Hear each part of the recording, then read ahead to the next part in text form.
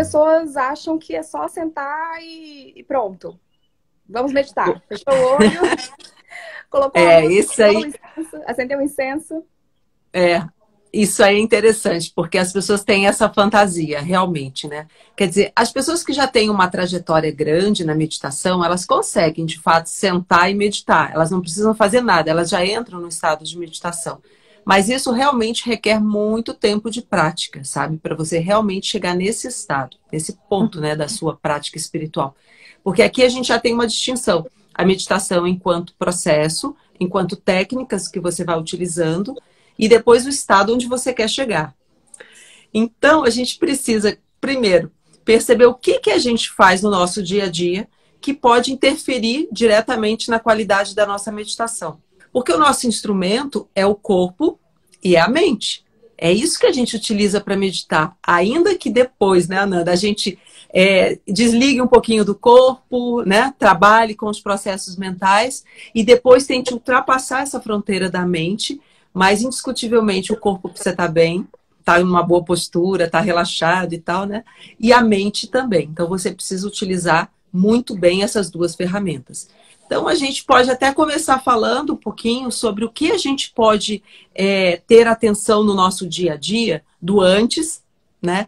Que vai interferir no momento da meditação. Então, assim, as pessoas às vezes não se preocupam muito com a qualidade do que elas absorvem diariamente e acham que quando vão chegar lá no momento da sua meditação, vão conseguir se desfazer de tudo aquilo que elas absorveram durante o dia. Isso não é verdade. Até porque, dependendo do que você assimila, né, durante o dia, na verdade, se você não assimilar bem, né, se você não processar bem toda essa gama de informações, de sentimentos, emoções que lhe vêm, você senta para meditar e essas emoções nem permitem que você continue meditando. Elas te dão aquela agonia, sabe? Você quer sair logo da meditação, você lembra que esqueceu de fazer alguma outra coisa e sai. E você não percebe que é o que você vivenciou antes que está gerando essa sensação na hora que você senta, né, para meditar. Então é bom, né, a gente entender isso, sabe? Para a gente já começar a filtrar, ser um pouco mais seletivo, né, naquilo que você vive, no acúmulo de coisas que você vai colocando para dentro. Quando a gente fala para dentro, lembrando aqui, para dentro através dos 5 sentidos. Todas as informações que nós absorvemos diariamente, pelos 5 sentidos, elas vão virar matéria mental, elas vão virar a nossa mente, né? Então, se a gente, para meditar, precisa tranquilizar essa mente, quanto mais coisas você for colocando indiscriminadamente, naturalmente, você vai ter mais ondas nessa mente, né? E que aí vai impedir você de se tranquilizar e de perceber o que está, né, no interior, né? O que está na profundidade do teu ser. Então, esse é um ponto. No antes, nós também podemos observar a questão da condição do nosso corpo, sabe? Então, se você não faz atividade física, isso interfere na sua meditação, porque se você quer começar a meditar para sentar imóvel, relaxado, quer dizer, para você ficar imóvel, pressupõe que você está relaxado. Se você não relaxar, você não vai ficar imóvel, você vai ficar assim, ó. Você vai levemente para cá, levemente para lá, daqui, até a hora que você dorme. Aí você acorda, aí lembra que estava meditando. É mais ou menos assim, né? Então, quanto mais você relaxar a musculatura, não tiver tensões, né, durante o momento da prática, então você vai fazer, obviamente, isso antes, né? Você consegue manter-se ereto, firme, relaxado. Então, o próprio corpo encontra uma estabilidade. De sustentação, né? Ele se sustenta. É interessante, porque você vai manter um mínimo de tensão mínimo, que é para manter-se ereto. Porque se não tiver tensão nenhuma, você desmonta, né? Então é o mínimo. Mas não é para você ficar assim tenso, sabe? Porque senão começa a dar dor aqui, dor ali e tal. E isso desvia a tua atenção para esses pontos.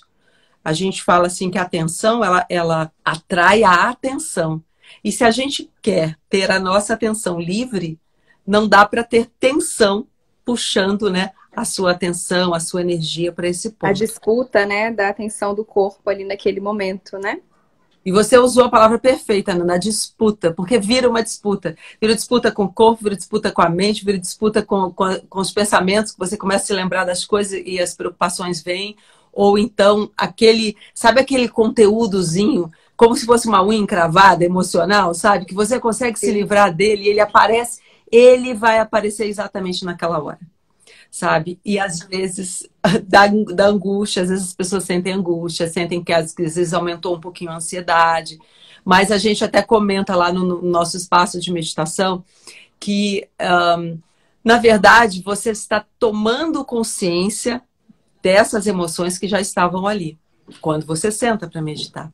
Então, quanto maior atenção você também tiver durante o dia, maior consciência você tiver durante o dia sobre os seus processos internos, mais facilmente você seleciona aquilo que é seu, aquilo que não é seu. Então você não vai armazenando indiscriminadamente qualquer coisa, sabe? Porque às vezes é um telefonema, alguém te liga, você estava feliz, satisfeito, de repente tudo muda. Muda. E você às vezes não sabe por que mudou. Às vezes o modo como aquela pessoa falou com você, e você tinha uma expectativa que aquela pessoa falasse com você com mais atenção, com mais entusiasmo, com mais carinho, a pessoa não faz. Pronto. Seu dia acabou. E aí você muda a disposição para fazer as outras coisas por causa daquela ligação. Do nada surge um pensamento. Aí você, poxa, mas eu não estava pensando em nada, ou não estava pensando nisso. Por que surgiu esse pensamento? Às vezes foi um odor, às vezes foi um ruído que te remeteu uma recordação que já bagunçou toda a sua meditação, né? E aí o grande trabalho durante todo esse início, principalmente assim, acredito que os primeiros meses de meditação é exatamente esse exercício paciente de ir e voltar. A mente fugiu, você traz a mente de volta e você começa a ter consciência de para onde essa mente vai com frequência, que nem aquele exemplo que a gente havia comentado na live passada do cachorrinho, né? Que aí você começa a ver para onde ele vai, o que ele quer fazer. Deixa a sua mente, né, ir para você entender o que está acontecendo com ela. Então, você começa a ser mais consciente nos seus processos. Então, esse é um ponto, sabe? Porque aí você começa a ter um pouco mais de consciência, de autocontrole. Se você esses processos, você não vai fazer uma boa meditação. Então, a meditação, ela tanto ajuda a tua consciência, quanto estar consciente durante os processos do dia a dia favorecem a tua meditação. Esse é um ponto. O outro ponto é você adiar o prazer. Aí alguém pode perguntar, poxa, mas adiar o prazer, o que isso tem a ver com meditação? Ah, tem.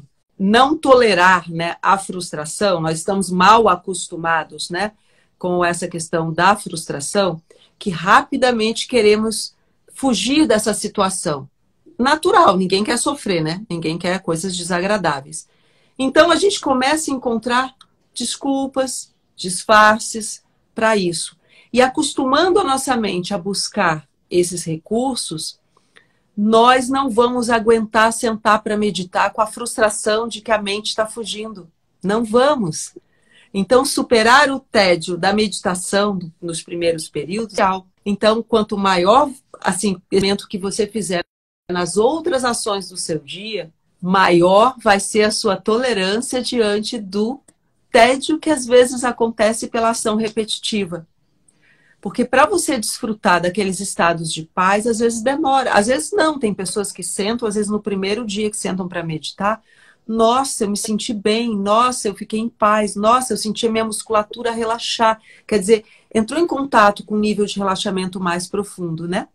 Só que tem pessoas que sentam para meditar e não acontece absolutamente nada, pelo menos nada do que ela espera.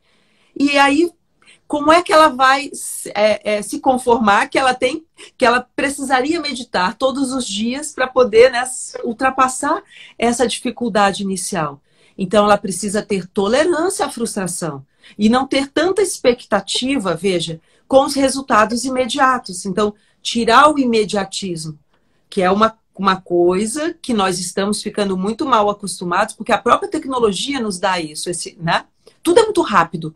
Então, se a internet fica lenta, a gente já quase enlouquece, né? O aplicativo demora para baixar ou o que for, você já fica agoniado. Por quê? Porque de uns anos para cá, nós fomos sendo condicionados a essa rapidez, né? A gente brinca que antigamente tinha aquele esquema de você mandar por e-mail para as pessoas, para os seus amigos, PowerPoint. Era o máximo, né? Acho que há uns 10 anos atrás, isso, sei lá.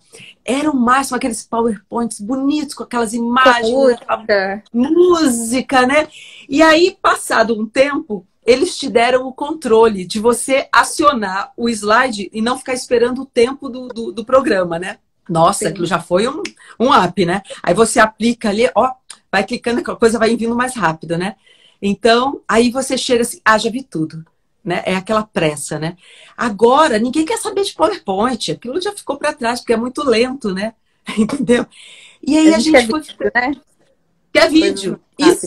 E vídeo, às vezes, mais do que 2 minutos, as pessoas não têm paciência de ver. Impressionante, sabe?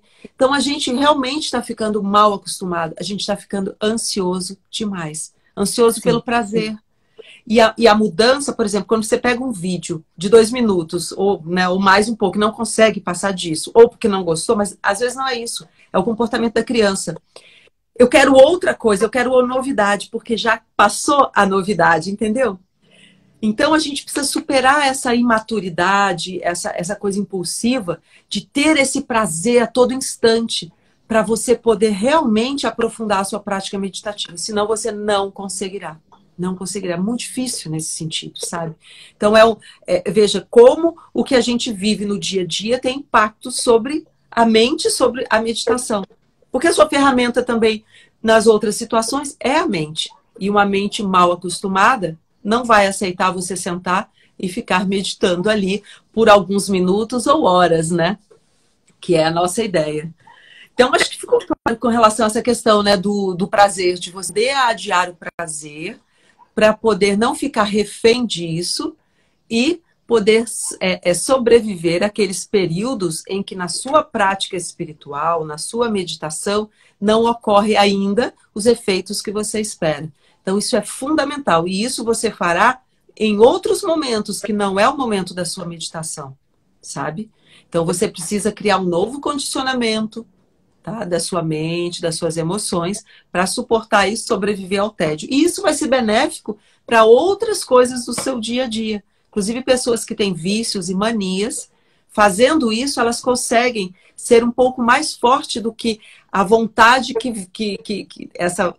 Vamos dizer assim, essa segunda vontade, né, que se interpõe entre ela e os objetivos dela, né? Então, olha como essa postura mais consciente, ela acaba sendo benéfica, tanto na meditação quanto nos outros processos do seu dia.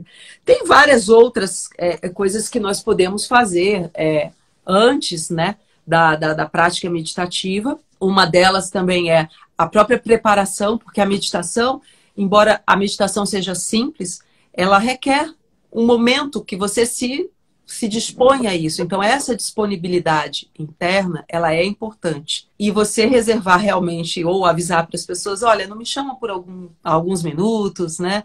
Ou desliga o seu telefone, porque se você bota o seu telefone ao lado e ele começa com aquele plim-plim de mensagem, acabou sua meditação. Porque você vai ficar curioso. Quem mandou a mensagem? Será que não sei o que? Será que é do trabalho? Será que é...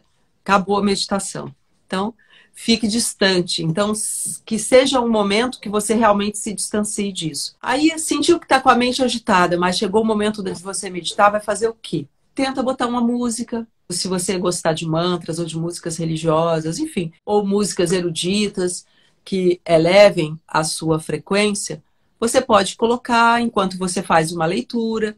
Essa leitura já vai deixando você um pouco mais receptivo para esse momento, sabe? Sem ter aquele estresse de você, eu tenho que sentar, meditar e já tenho que entrar em êxtase, né? Que essa é a ilusão que as pessoas têm, né? E não é por aí, né? Então, é claro que tem outras coisas, como também relaxar a musculatura. A gente começou até falando sobre a importância do relaxamento do corpo, né? E não falamos que você pode fazer isso minutos antes de meditar. Então, pode fazer umas posturas do yoga, pode fazer relaxamento se você... Ou se alongando o corpo, sabe? Movimentando, principalmente essa região aqui, né? Para cima, para baixo, a gente comentou. O pescoço, relaxa, sabe? Faz o giro, leve, tudo levemente, gente. E depois você pode, no início da sua meditação, sentou para meditar, começa a escanear o seu corpo. Como está o seu corpo? Como está a sua musculatura? E aí você pode fazer o relaxamento no momento da sua prática meditativa. Inspirando, tensionando a musculatura e soltando na medida que você solta o ar. Então você pode inspira, então imagina, ó, tensionei, ó, soltei. Então inspiro, tensiono, solto. Inspiro, tensiono, solto. Você pode fazer isso como uma onda dos pés à cabeça e soltar o ar como uma onda também, relaxando dos pés à cabeça.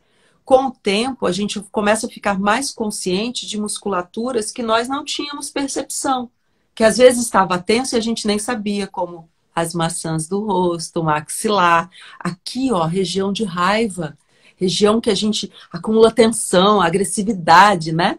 Natural, isso é dos nossos instintos, né?